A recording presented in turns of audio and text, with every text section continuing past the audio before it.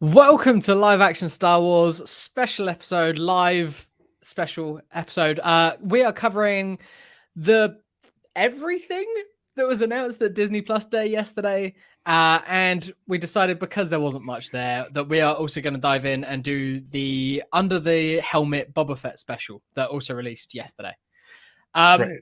We were expecting to do, and we were hoping to do a live episode yesterday during the announcements and everything. But when it started looking like there wasn't much, we decided, you know what, let's just do an episode tomorrow. We'll cover the Boba Fett thing.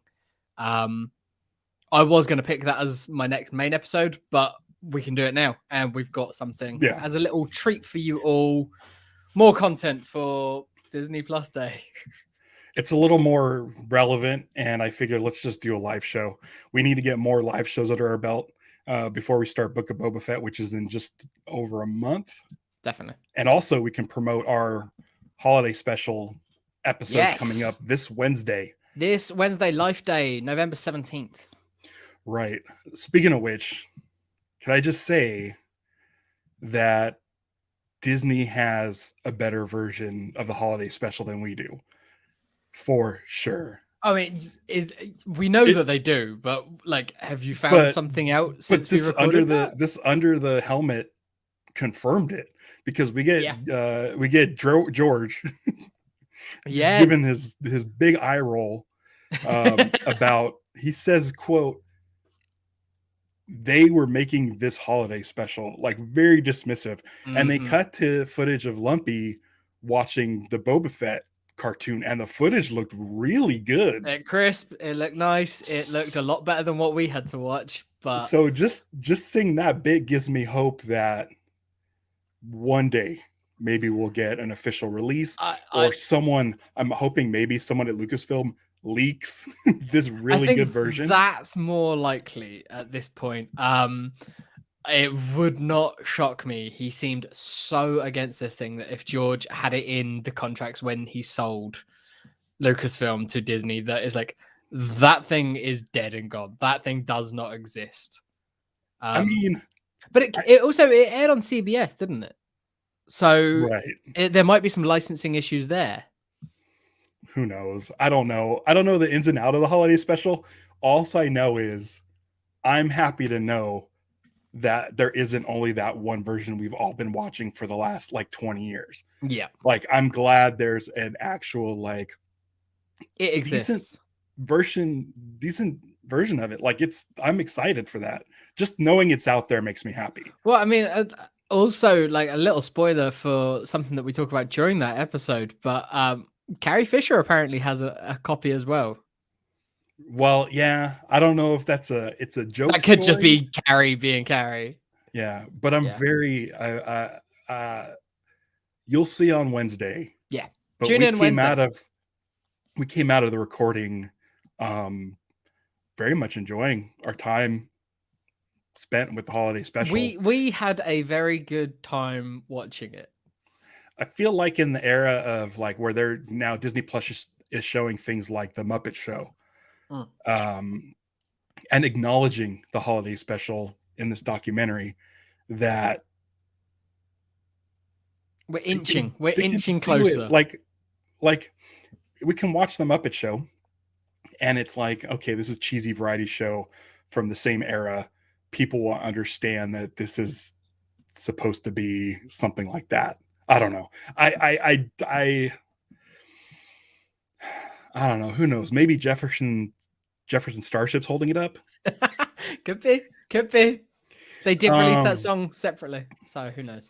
Do you want to talk about the documentary, or you want to talk about Disney Plus Day first? I think we should talk about Disney Plus Day first, and then get into the documentary. Okay. What a wet fart! I mean, yeah. What it's funny. A lot of nothing. So here's the thing: is it's hard because we sort of decided that, like, from the inception of this show, we're going to be positive about things. You'll see on an upcoming episode in a few weeks where we talk about the Darth Vader ballet, where we can be critical, but find what we enjoy. Right. We kind of really poke jabs at this thing. But like yesterday was so hard because we're all waiting for Star Wars stuff. Yeah. And the day before there was leaked Obi-Wan. I There was think leaked that's Obi-Wan I footage. think that was the key. I think the fact that But it leaked early. but the thing is, people were like, "Oh, it's they had us take it down off of our Twitter." Yeah. And I was I like, think we "Oh, had it's it like, up longer than a lot of people though. oh, that just shows how relevant we are and how Absolutely. Oh much we've been yeah. seen." What? But the thing is, it's like when that went up, people were like, "Oh, that's just the footage they showed last year at the Investors. investors deal." And I'm like, "Oh, okay, cool." But then when they took it down, I'm like, "Oh, this is definitely going to be part of Because there Disney was a Plus lot of Day." chatter. There was a lot of chatter that yes, they'll show that, but they also do have more like actual footage, maybe like a small snippet Right, of a scene or right. a sizzle trailer or something like that, not just behind the scenesy stuff with some concept art. And then they Um, didn't. and then they didn't, and they didn't have anything else. Right. So they announced beforehand the schedule, and they sort of said that we're going to be talking about Disney, Nat Geo, Pixar, everything else, like all Marvel. Yeah. They had all of those, and then they were like, and at the end of the announcements, we have a Pixar special and a Marvel special, and they were the 10-15 minute videos that came out for both of those, but they specifically didn't say Star Wars. So I was at that point, I was going, okay, they're not going to show us that much this year. They probably said too much last year when they did an actual presentation, whereas this was just a series of announcements on Twitter. And they didn't. So I wasn't expecting too much, but I was expecting it to be rolled in with the rest of the Disney and Nat Geo stuff, like in there. Right. And I feel like they intended to. My theory, I've got a theory on this, and that they wanted to, they were planning to, they were going to talk about stuff. They weren't going to mention the fact that Rogue Squadron's been delayed, but that's not on Disney Plus, so but Rogue that's not on Disney Squadron Plus, so shouldn't they even don't need been in the to. mix. Yeah. But it's, I don't know. I mean, they talked about it all last year, but that wasn't really Disney Plus Day, was it? That was just a whatever that thing was. That big Disney presentation last year. But I feel like because that delay has happened so recently, that they're not quite confirmed or ready to announce whatever it is they're doing next year, because they are shooting something next year. They've signed contracts literally like 2 weeks before this delay, so they knew that this delay was coming. But they're going to be shooting something next year, and I think that they're just not ready to announce that yet. And because of that, they've decided, you know what? There's the Lucasfilm 50th anniversary coming up. There's Star Wars Celebration coming up. Star Wars is bigger than Disney, and they've got their own thing. Let's leave Star Wars to its own thing, where they've got the built-in audience that are generally more positive. At Celebration, you'll see it next year. Fans at Celebration are great. Like, they aren't as toxic and awful as they are online and in the rest of the world. Celebration is exactly that. It's a celebration. So showing stuff there, you got them in your pocket already. Like, people are going to be hyped. Yeah. So I feel like all of this has been waiting for that. But we saw it, that very sizzle at the end, that they had things like, they weren't new announcements, but like Andor coming late next year, Bad Batch season 2, or like they had those title cards pop up. Right. And so because of that, it made me go, this was a last minute or fairly last minute decision to pull the announcements from Twitter. Right. Scott asked about D23. I believe D23 is in a couple weeks. I don't see them doing Star Wars stuff at D23. I think maybe movie stuff. It's like 6 months. Yeah, maybe movie stuff. But maybe the movie stuff to Celebration. Yeah. And with Rogue Squadron being sort of delayed, I'm assuming they picked Celebration to start talking about all this other stuff. I think so. I mean, even in the build up to Book of Boba Fett, we didn't get anything until after Visions. Like, they really do try and only do one thing at a time. So I think because Book of Boba Fett is so soon, that they wanted the focus to be on that. They gave us a bit of Obi-Wan because that had already leaked and that was already coming. But it's a case of Boba Fett, and then we'll get maybe something in between Boba Fett and Celebration Maybe that's when Kenobi comes out. The thing that bugs me though about this whole production is that, or the whole Disney Plus Day, is that the presentation of it is just through Twitter. It was awful. Really strange. Like, if you look at what DC did with DC Fandom, it's amazing. They make a whole thing of it, don't they? Yeah. Yeah, it's like a 3-hour long live stream with presenters who are DC fans from around the world. Yeah. And they present like clips and videos and information, behind the scenes stuff, kind of everything that's going on in the world of DC. And I don't know why Disney wouldn't do something like that. It feels like it's a better way to do things other than having to sit there and refresh Twitter. You have so many things at your disposal. Yeah. That's what they did last year. And I think last year's went on for 3-4 hours or something. Yeah. What was that thing? Was that Disney Plus Day? I think that was Disney Plus Day. It was like an investors thing. I think it was sold as an investors call, but it was like, no, this is our version of Fandom and all of the other presentations. It was their online convention, like Hall H sort of situation. Because obviously last year no one was doing anything in person. And I think that worked. Like, I tuned in for the bits that I was interested in. When I saw that they were moving on to Star Wars and things like that, I tuned in, and then I tuned out for the bits that I didn't care about. But like, if you're going to go online and make this such a big deal with the hashtag and hyping it for weeks, Star Wars, like, it should be an event that you like can follow along with. I was looking everywhere for links and I couldn't find links. I'm like, that's it. I guess it's just on Twitter. I said it to you that if this was a thing that was announced on Monday, hey, on Friday we've got a ton of announcements coming, I'd be way more forgiving of it, because it's like they don't have the time or to get everyone together to do a big presentation or anything like that. But they've just got, basically, they just want to have a dump of announcements. Fine, cool, whatever. Do that. But don't hype it for weeks with like you won't be disappointed. I was like, really? Really? Won't I? I spend like over a half hour on Twitter looking at Marvel logos. Yeah. Refreshing, and every 3 minutes a Marvel logo. And you guys, it started at 6 a.m. for you, didn't it? Yeah, I didn't even know it was going until like, I was like, wait, is it happening already? So I went on the computer, I made my bed. Yeah. And I jumped on in case I need to do something live. That's it. I had everything set and ready. Be ready to go. And then I just sat and watched Twitter. It was really strange. It was really strange. Let's see here. Scott D.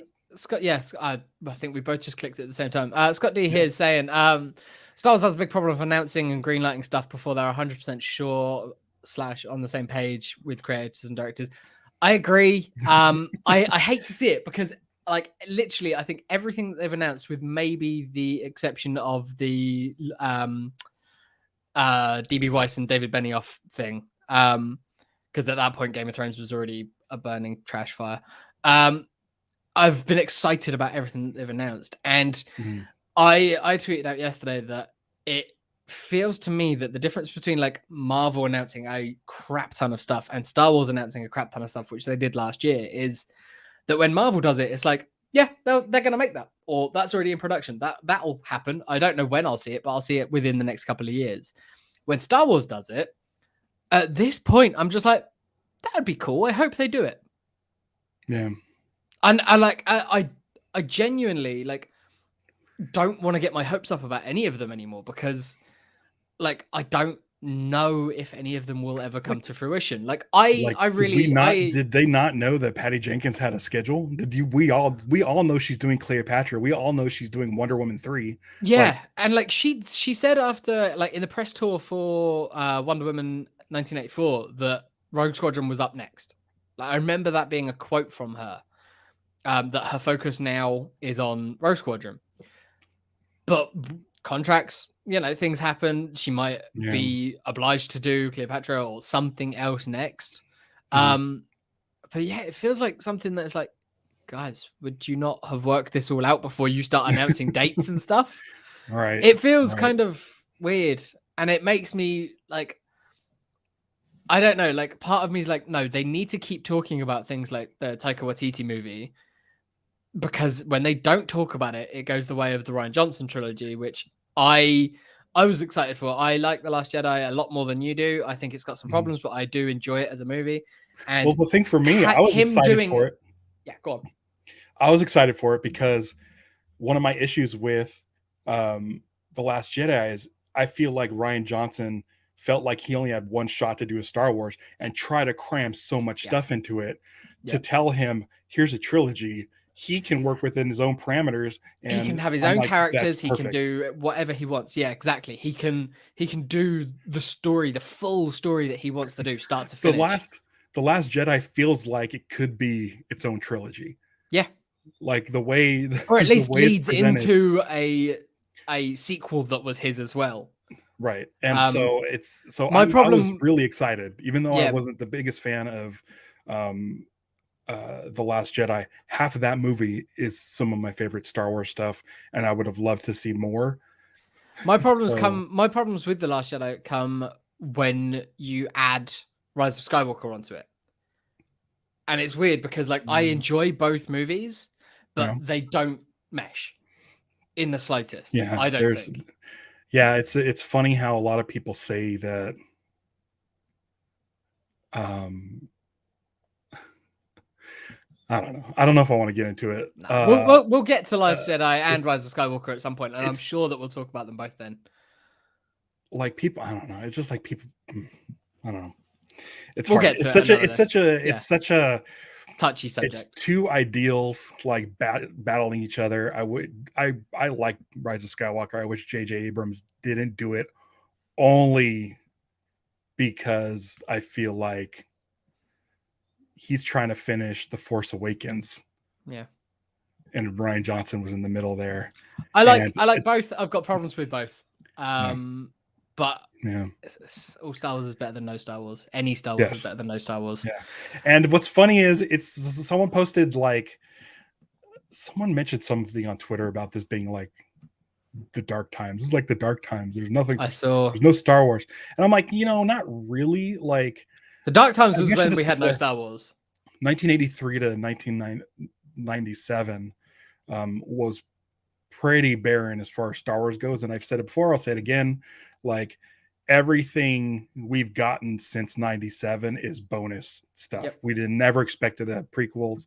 We never expected sequels. Mm-hmm. We just were always content with the three movies we had, and so like it is a bummer that we only got that Kenobi sizzle, but it still looks cool. I'm still excited about it. I know that there's a brand new Star Wars TV show coming in a month and a half. Yeah. It's like the ramp up to episode 1, like that month and a half before episode 1 felt like an eternity. A year and a half. So I've said it before. Like my dad died in June of '99, and we got episode 1 a little bit later than you guys in the UK. So we hadn't got it by the time he died. But we had spent the last 2 years since the special edition, since we knew it was confirmed that he was working on episode 1, just trawling over and grabbing media and newspapers whenever there was an article about it or anything about the new Star Wars movie. And that was such a great time. I've got such fond memories of that. That I always sort of equate like the build up to episode 1 with that. So I don't care about the movie. Like it's that side of it is what I will always cherish. And then I never thought we would have a Star Wars TV show, and here we are a month and a half out, and people are complaining not enough Star Wars. And I get it. I'm part of it. Like I want to see that stuff, but I know it's coming. I know it's coming. I'm patient. Like we've waited. I feel like that's the difference. Like we've been there. We've waited through the real dark times where there was no Star Wars content. This is nothing. We used to. I mean, even between like the prequels, there was 3 years between each one. It's nothing. Like we can do a couple of months. Yeah.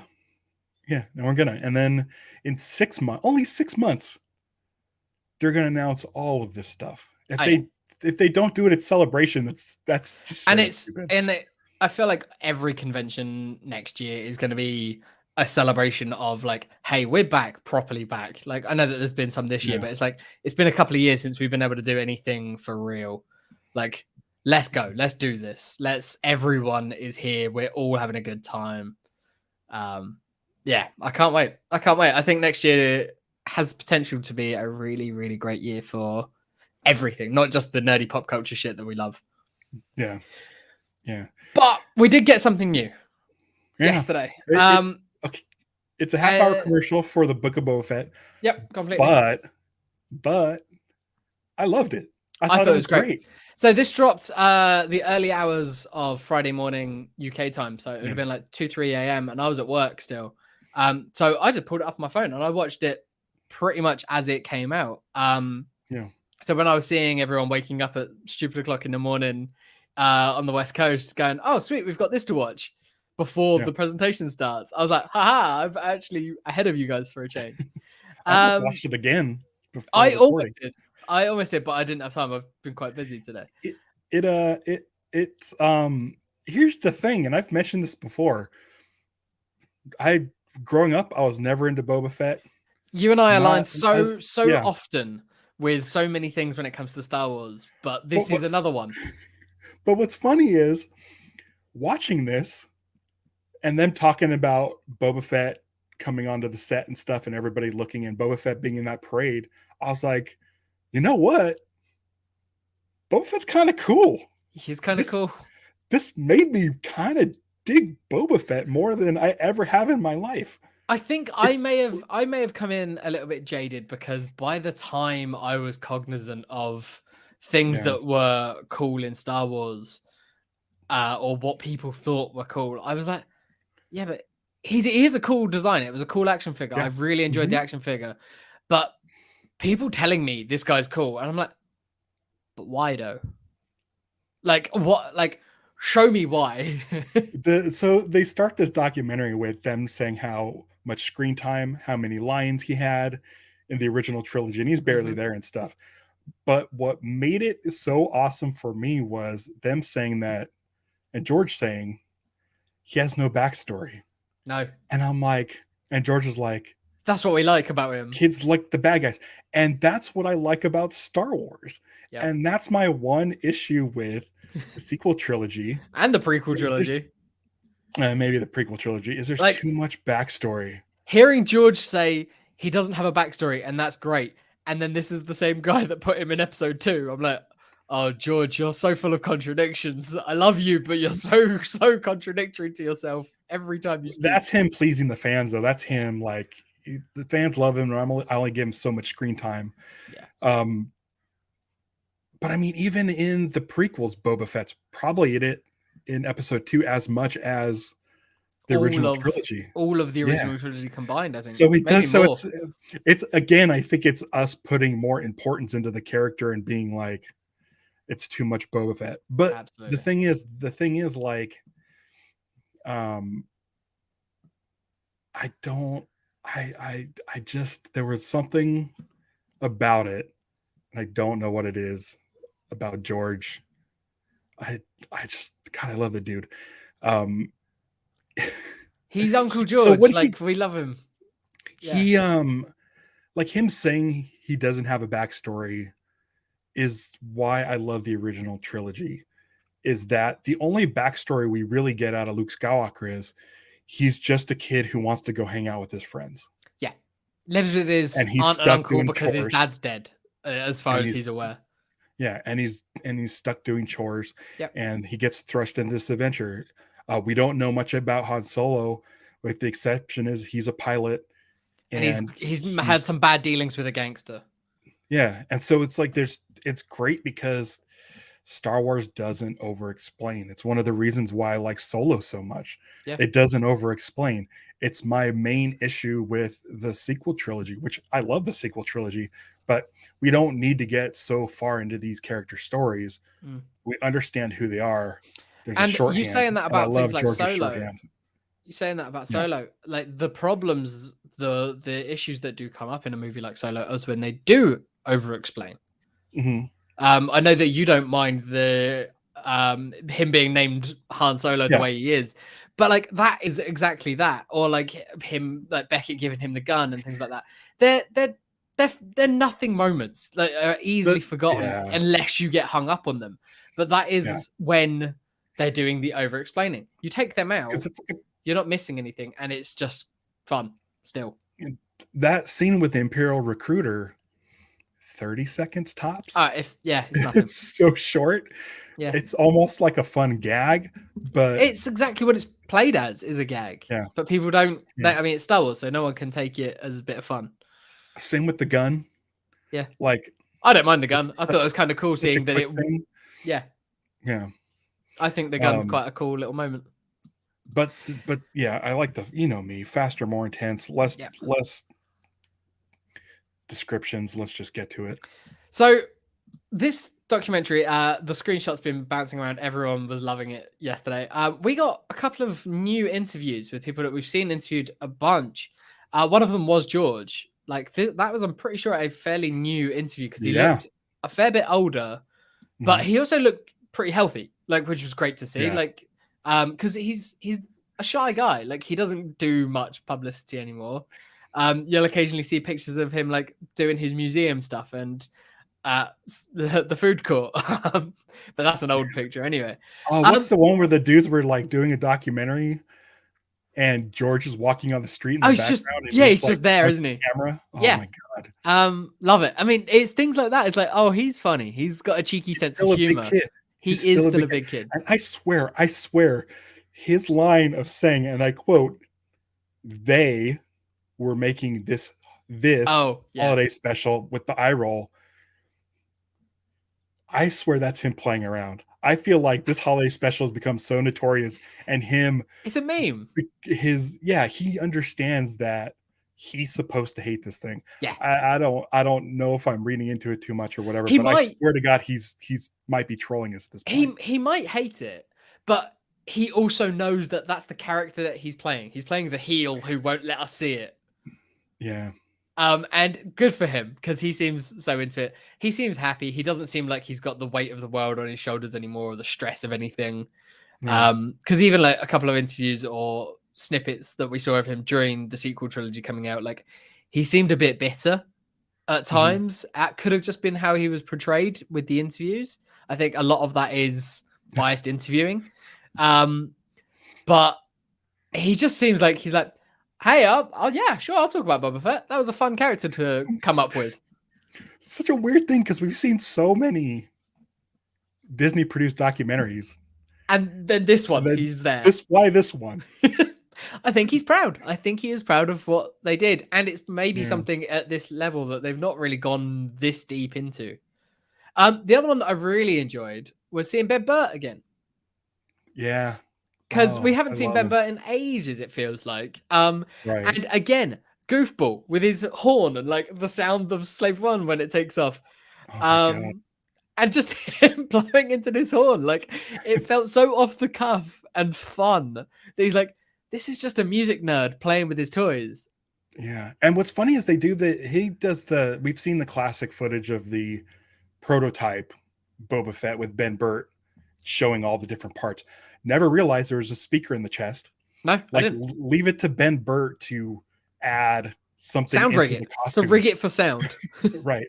And then if you look at the artwork for the episode, there's like a montage of pictures where you can see like a drawing of Boba Fett in the middle, and in the top left corner it has a functioning the thing that comes out.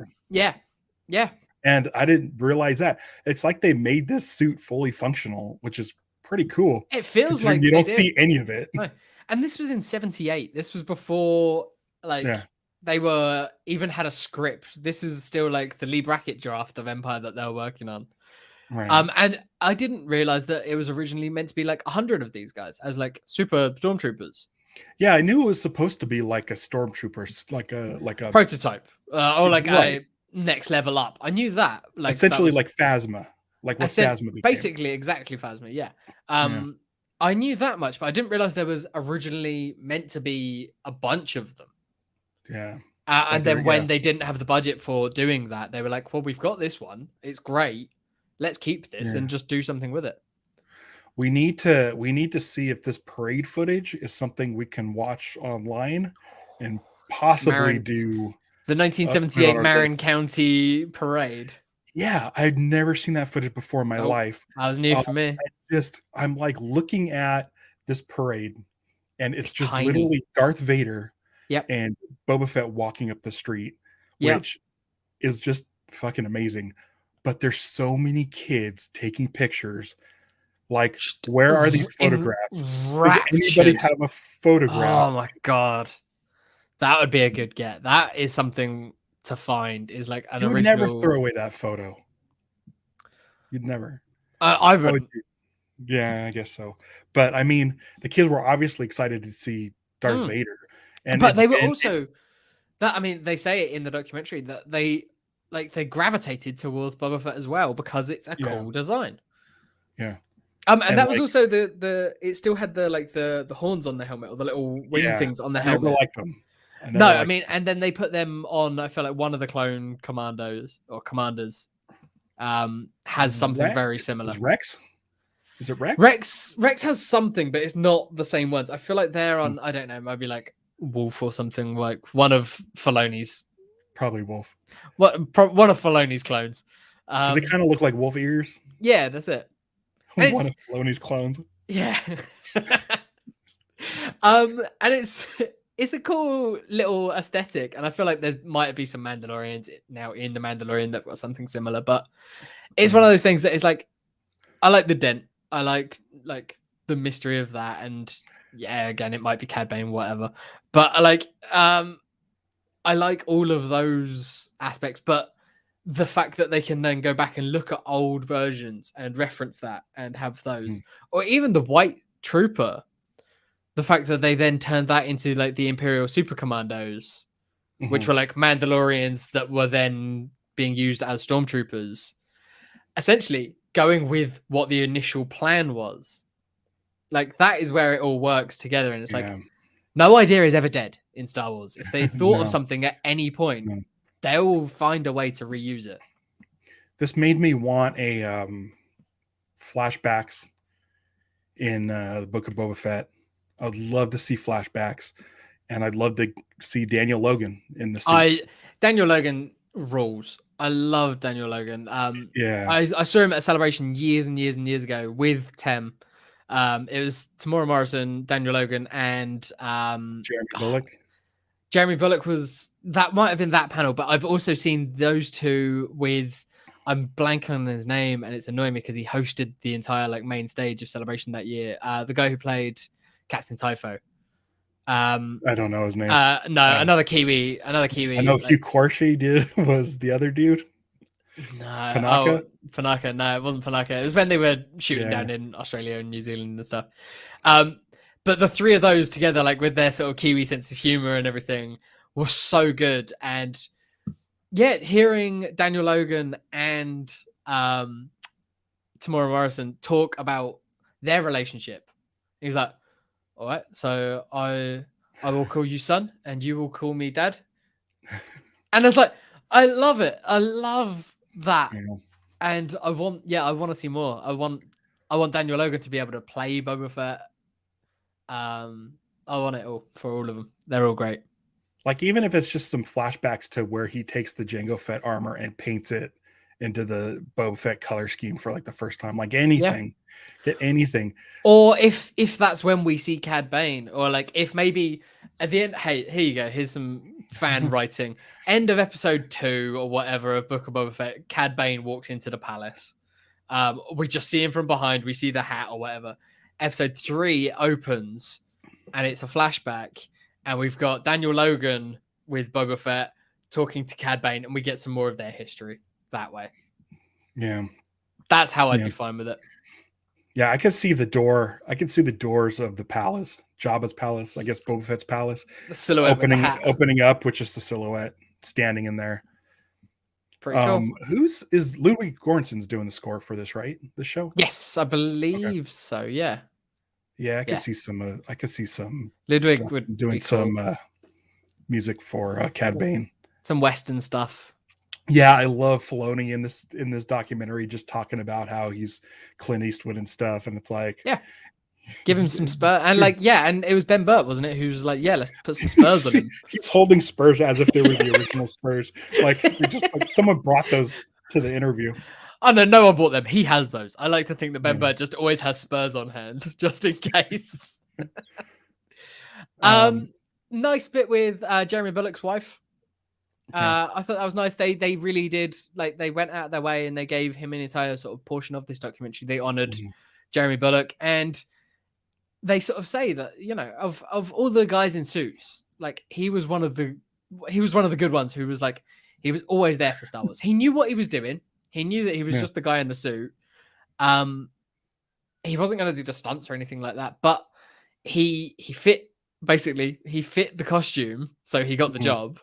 And he was always at cons, always, and like in the 90s and everything is sort of where he came to prominence with conventions and stuff like that. And he was always willing to do more. Came back for obviously episode 2. I like that he embraced it.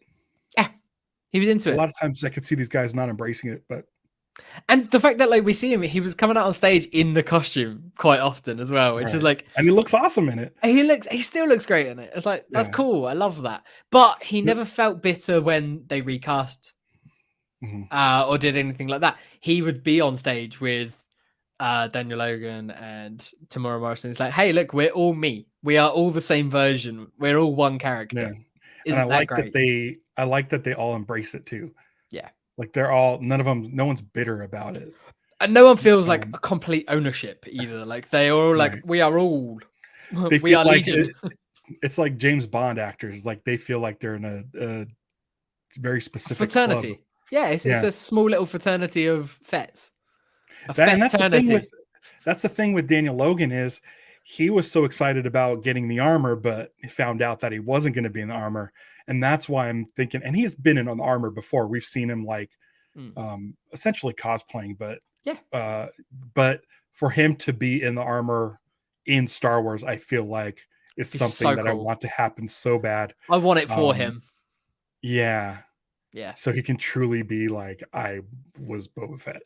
And he's been there, and he's been sort of waiting since he was a kid. Like, we see on camera the first time that he like gets to see the character of Boba Fett.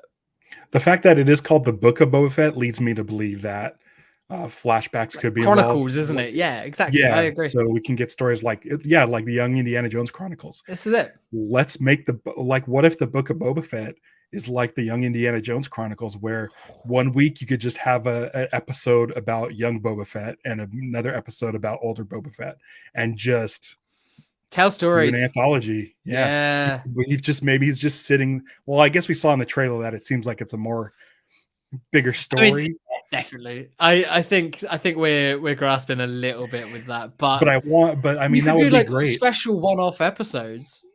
Why not? Yeah. I still want a Star Wars anthology series. I do. I think it'd be great. I mean, we got it with Visions, but like a live action one would be cool. You think we'll see stormtroopers in this show? I'd be shocked if we don't. The timeline, they're still going to be around. It's just after he's just had some dealings with the Empire. Like I think that this will, because I think that this will tie back into like the Mandalorian story and Ahsoka and everything, because it will be building to Thrawn. Like, I don't think we'll get much in the way of we're like. We're gonna get Thrawn in this? Not in this. I don't think we're gonna get him. Maybe an allusion to, or like some stormtroopers who are tangentially working for Thrawn, or for someone who's working for Thrawn. Can we get Thrawn troopers?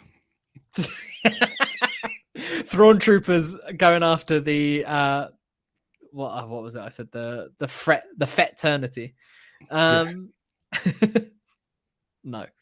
But yeah, no, I think it will have some connection to those other series, because they sort of said it last year that this is all building to a big event, with Thrawn being the central villain of that, I think. Do you have a casting choice for Thrawn? Oh, I feel like I did, but I've lost it. I can't pull it off the top of my head. I do. I mean, I'm pretty sure. I mean, there's the rumor going around that Mads Mikkelsen's brother, the guy who did the voice, has been cast. Okay. Lars Mikkelsen, I think it's Lars Mikkelsen, which is cool. Back when like pre Force Awakens, when they just announced that they were doing it, I quite liked. I can't remember his name. Why am I blanking on his name? Die Hard with a Vengeance. Die Hard with a Vengeance. Oh, Jeremy Irons. Jeremy Irons. I quite like the idea of Jeremy Irons as Thrawn. All right. Go on. My choice would be Pierce Brosnan. I knew you were going to say a Bond. I think I mentioned it before, but Pierce Brosnan would be the one. I think his body type, tall, slender, that sort of chiseled jaw and everything. Like, yeah, I could see it. I mean, but then he's a man in uniform, basically. Yeah, I would be okay with Timothy Dalton. Yeah, in some sort of Imperial role. I think, but not Thrawn. No, have him play Captain Pelion. Yeah. Pierce Brosnan and Timothy Dalton as Grand Admiral Thrawn and Captain Pelion. That'd be amazing. Read those books. They're good books, man. I won't read. They're re-releasing Star Wars books I've read. They're re-releasing them currently in like really nice paperbacks, like with new covers and everything. I have the hardcovers. Oh, nice. I've got a signed. Like, it might be a first edition of the paperback, so it's not like the hardback, but it's signed by Timothy Zahn. It's just. Have I showed you this before? There. It's the Thrawn trilogy. Okay. And it's the same dimensions as the Zahn hardcovers. Oh, okay, but it's the graphic novel. But it's the Dark Horse graphic novel. Nice. That's cool. But the fact that they made it in the same dimensions, I like that. As the Dark Horse were really good about doing that. Some of their hardcovers that they did these nice hardcovers of like entire runs of their comic series. So they did one for Legacy, which was a really good series set way after with like Cade Skywalker, who's like Luke's grandson or some shit. But those hardcovers were like novel hardcover sort of size. Yeah. They look good on the shelf. They look really good on the shelf. Here I am talking about books. I know, weird. Books and I did read 3 of them back in 1991 or whatever. 91, 92, 93, I believe. If I'm patient enough to read 3 books to get my Star Wars fix, I could wait a month and a half or 6 months. Yeah. To get a couple of years before another movie. Like, we've got this. It's fine. It's nothing. But I'm really excited for Rogue One or Rogue Squadron. Wait. Rogue Squadron is it's the Star Wars project that I'm most excited about. Oh, please happen. Happen. It's gonna happen. It's gonna happen. But because of that, we were talking about briefly like other things that they could have announced. And Andor, I am excited for Andor.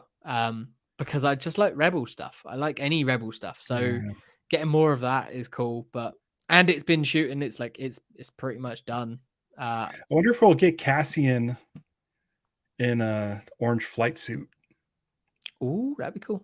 I do want to see more like X-Wing stuff, more fighters and stuff like that. But I feel like that series might be more like spies and espionage.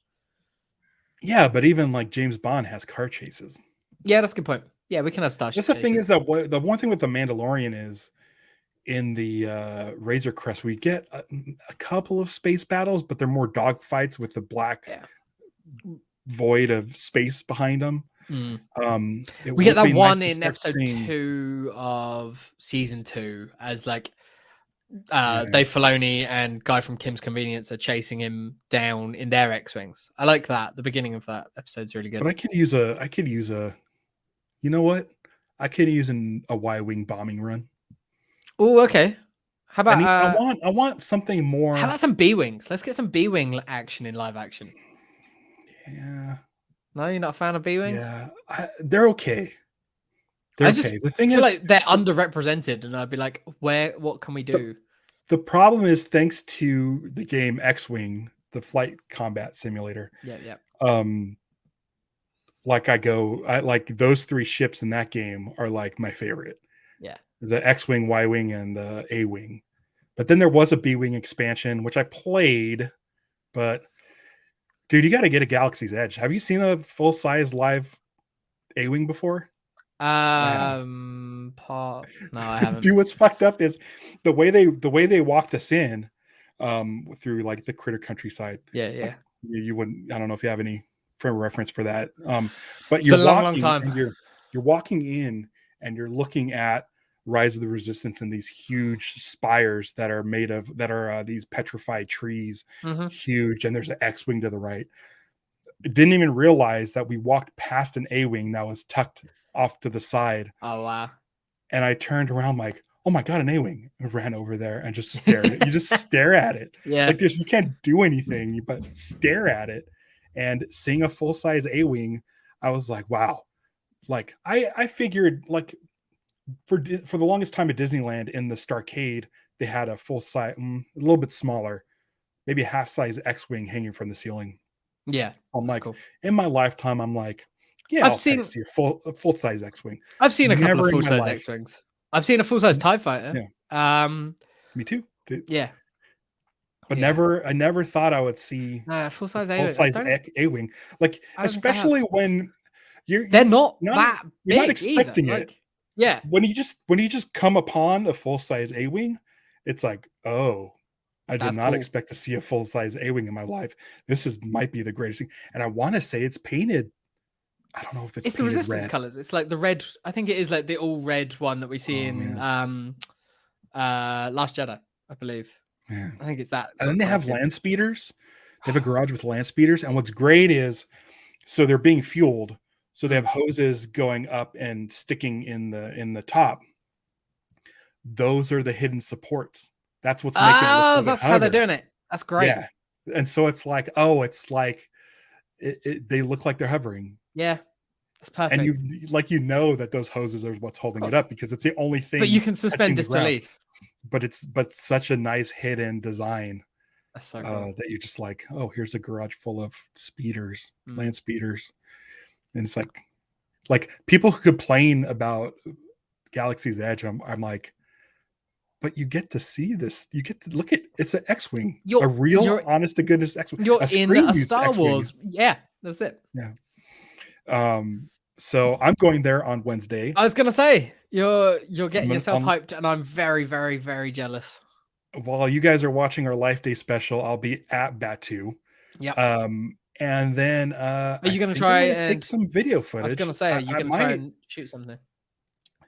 They announced starting on the 12th, which would have been yesterday, they have Life Day exclusive food. Like they're bringing out new recipes just for Life Day. And so I'm going to have to get them and review them. So at least what I'll try to do is I'll see what I can do. I'm going with family. So it might be tough to just go off and shoot stuff. But Stevie had planned on this before the family was coming. So I feel like it's my day. Yeah. It's Life Day. If there's Life Day stuff happening. If they don't know what Life Day is, then it's your holiday. Yeah. Also, like if you go to our Twitter page, I posted a video from 2 years ago on Life Day of the procession of the fans. Are you going to take part? No. I will shoot footage and report it here. I'll post it, when I get a chance to edit and post. Mm-hmm. Cool. And speaking of editing and posting, you visited Theed Plaza. I went to the Theed Plaza on Naboo. I went to Naboo, Spain, as I decided that I'm going to call it. Right. And it was nice. Just did a little short video while I was there, and it was very fun. Yeah, it's like just north of 3 minutes. Packed it with a lot of info. Not pleased with the fountain story. I didn't think you would be. Like, it's just something that as I was looking at that fountain, it popped into my head. It's from the book, and they describe that plaza like it's the plaza that you see in episode 2, and that's where like Jar Jar's hanging out and stuff like that. But yeah. They don't say Jar Jar, right? You said they don't think he said by name, but he describes events that he did and took part in, and it's like that's General Jar Jar. All right. We'll see. Living in disgrace because he is responsible for the Empire. We'll see. I hope he shows up in Kenobi. Hey, that scene that we wrote is perfect, and Lucasfilm, you can have it. Yeah, that was on our Attack of the Clones episode, right? I think so. That was the only one where it would make sense. Yeah. Yeah. All right. I don't have much more to say. Watch the documentary. It's like 20 minutes long, and it's fun little 22-minute documentary. It turned me into a big Boba Fett fan. I mean, I was getting there already. I was getting there already, but yeah. We got new interviews with George Lucas and Ben Burtt. What more could you want? It's worth it just for that. Right. And footage of that parade is enough too. There's new unseen footage. You might know the information that is being told to you in the documentary, but you're getting some new footage with it, and that's great. Yeah. And Steve Sansweet is still Steve Sansweet. Oh, he's great. My wife was like, how poor is that guy? And I'm like, I think he's I think he's essentially an art dealer. I think at this point he is. Like, I remember back in the day, when he was just like a famous fan, and then he was brought on and now works for Lucasfilm or works with Lucasfilm. Yeah, I remember reading about him in like Star Wars Insider and stuff. Yeah, definitely. He was always a name that you knew, like as like a prominent member of the community, kind of thing. One of the things that came out of this whole Disney Plus day was Adam Frazier's tweet about Adam Frazier was on fire. If you like this show and you're not following Adam Frazier on Twitter, like, just go and do that. Correct that right now, because we interact with him quite a lot, and his Star Wars takes seem to align with ours quite a lot. But he's very funny. But him talking about the hyperspace website and the fan club, I forgot that I spent $10 a month on that, and it was fucking awesome. Just showing up every day and flipping on the computer and just seeing what am I going to see now. It was my homepage. For years. When I opened up my browser, that was where it went to first. So I'm gonna this is a little bit of a confession. I mentioned on our Twitter that I was a card carrying member. I don't know what happened to my card. I found mine recently. I guarantee you it's somewhere in my house, but I'm like, I'm gonna have to tear this thing down in order to find it. So I just went to eBay and I bought one. I found mine recently because it was when I was getting that lightsaber out of the box to hang up on there. Is it that 2005 with Darth Vader on it?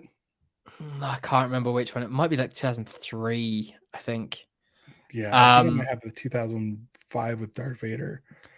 But yeah, I found it. I was like, oh wow, that's really old.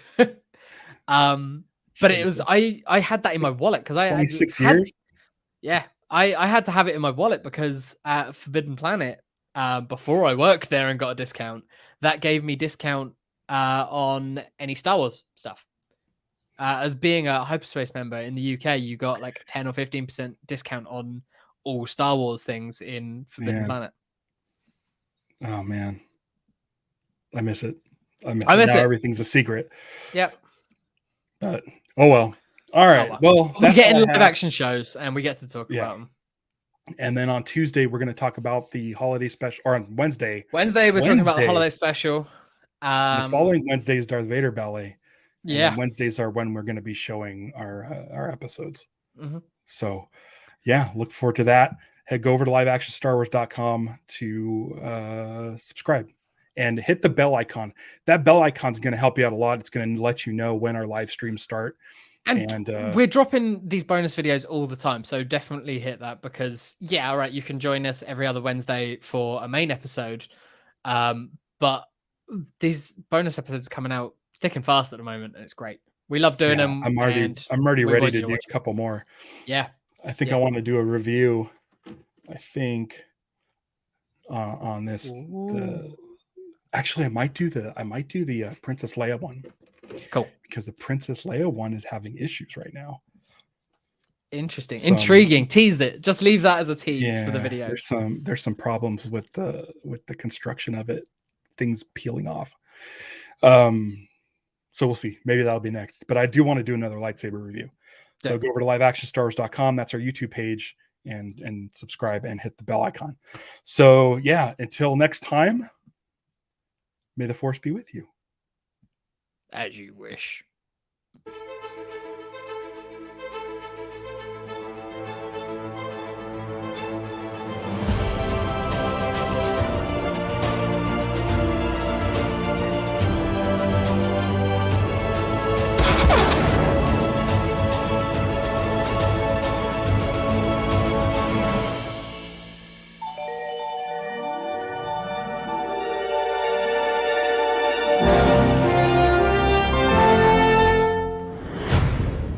Later, they were doing this holiday special.